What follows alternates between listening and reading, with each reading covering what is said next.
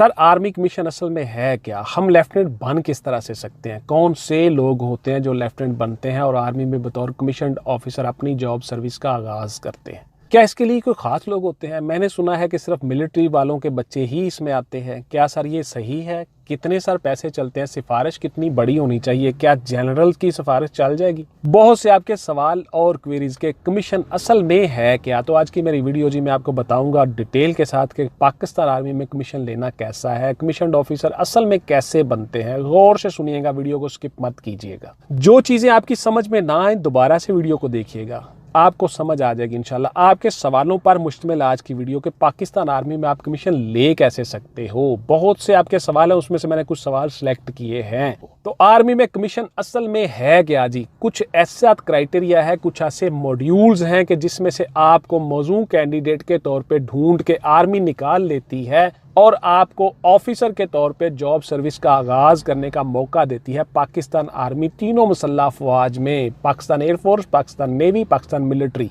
आप ऑफिसर के तौर पे अपनी जॉब का आगाज करते हो। एक लीडर हो, एक कायद हो, अपनी टीम को और अपने आप को बाहिफाजत गिवन टास्क के अंदर लेके जा सकते हो गिवन टाइम में। That's it. इतना सा फार्मूला है कि आपके अंदर जो नफरी है, जवान है, उनको आप एक मखसूस जगह तक एक मखसूस अरसे में ले जा सकते हो बाहिफाजत, सही सलामत लीड करके। आपके अंदर कायदाना सलाहियतें हैं। इन चीज़ों को डिफाइन, इन चीज़ों को ढूंढने के लिए, एक्सप्लोर करने के लिए मिलिट्री ने मुख्तलिफ किस्म के मॉड्यूल्स, टेस्ट बनाए हुए हैं, जिसको हम इनिशियल टेस्ट कहते हैं और ISSB कहते हैं, इंटर सर्विसेज सिलेक्शन बोर्ड।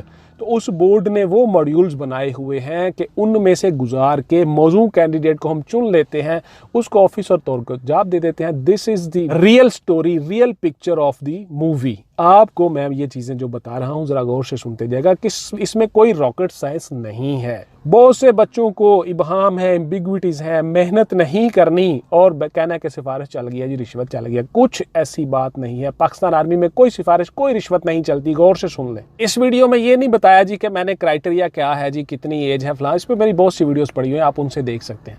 अपने सवालों के जवाब सुनते जाइएगा।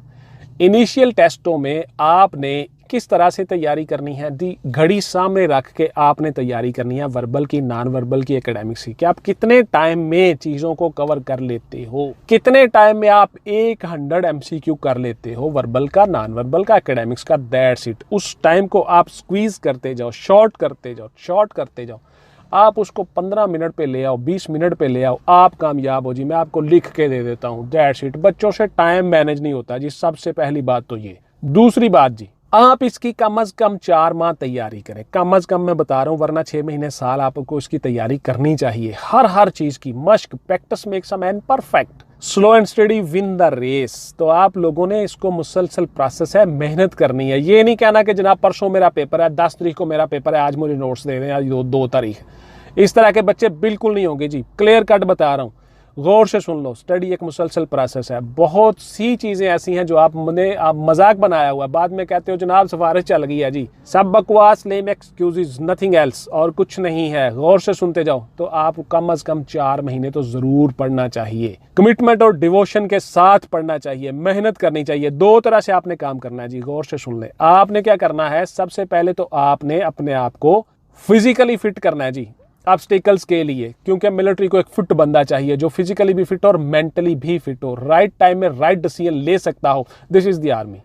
आप लोगों ने फिजिकली फिट करना है जी, दौड़ लगानी है, चिना पुशअप, सिटअप्स लगाने हैं, रोजाना मशक करनी है, रोजाना एक्सरसाइज करनी है। सारी उम्र फिट रहोगे, आपका फायदा है। आप मिलिट्री में बेशक सेलेक्ट होते हो, नहीं होते, लेकिन आपका फायदा पुत्र, आपकी बॉडी बेहतरीन हो जाएगी। लिहाजा रोजाना वर्जिश करनी है। पहली बात तो ये पल्ले बांध लें। दूसरी बात, आप लोगों को मेंटली प्रिपेयर करना होगा अपने आप को, इंटेलिजेंस को बढ़ाना होगा, जहानत को। इंटेलिजेंस टेस्ट कहा जाता है ना, जहानत का इम्तहान। तो आपकी जहानत का, एप्टीट्यूड का इम्तहान लिया जाता है, रवैये का। कितनी जल्दी राइट डिसीजन लेते हो, राइट टाइम में राइट डिसीजन।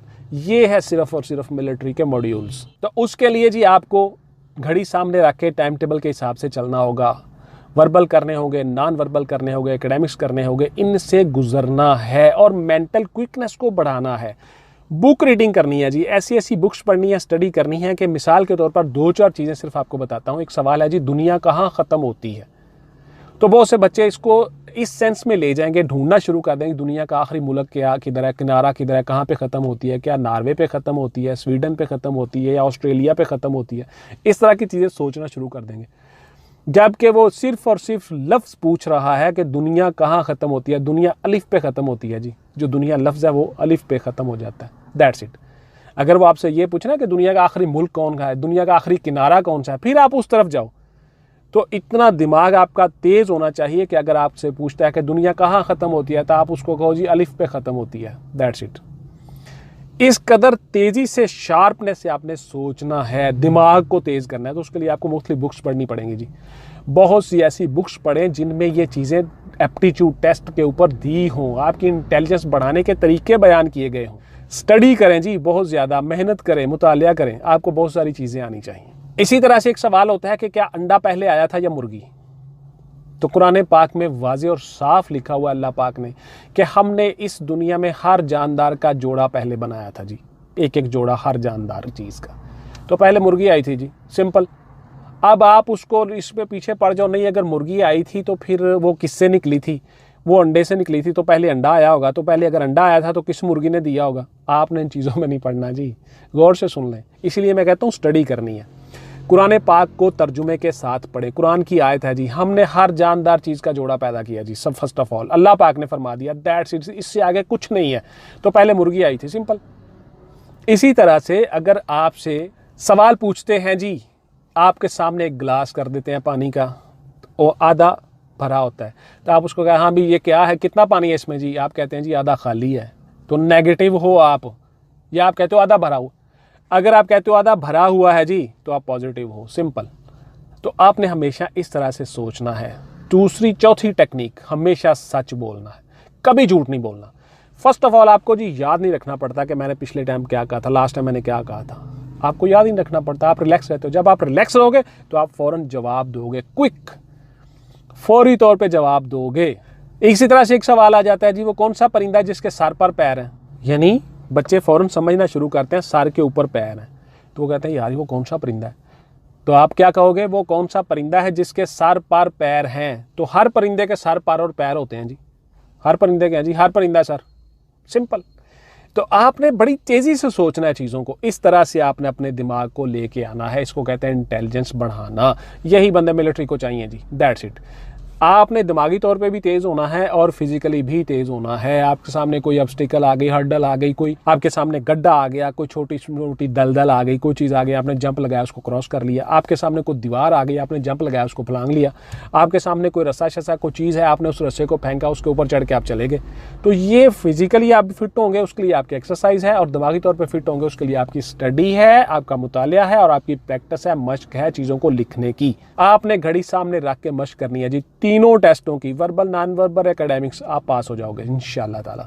आपने रोजाना एक्सरसाइज करनी है जी, आप पास हो जाओगे। Group discussion, group task, group planning, progressive, हर चीज़ में आप पास हो जाओगे इंशाल्लाह ताला। अब आता हूं जी अगली बात की तरफ। उससे अगली बात यह है कि पुत्र जी आपको हर चीज़ कैरी करनी आनी चाहिए। आपकी बॉडी लैंग्वेज बड़ी अच्छी हो, बॉडी पोस्चर बड़ा अच्छा हो। अगर आपने कोट पहना है तो आपको कोट कैरी करना आना चाहिए। अगर आपने पैंट शर्ट पहनी है, पैंट शर्ट कैरी करनी आनी चाहिए। अगर आपने शलवार कमीज़ पहनी है तो आपको शलवार कमीज़ कैरी करनी आनी चाहिए। ये चीज़ें अपने आप को ग्रूम करना है, अपनी पर्सनैलिटी को ग्रूम करना है। उसके बाद फिर आपने सोफिस्टिकेटेड मैनर्स अपनाने हैं। खाना खाना है तो बहुत अच्छे तरीके से खाना है, आवाज़ पैदा नहीं होनी चाहिए बर्तनों की। उसके बाद अगर आपने गुफ्तगू करनी है, बहुत अच्छी गुफ्तगू करनी है, मुहज़्ज़ब सुलझे हुए तरीके से करनी है, फौज गुफ्तगू नहीं करनी।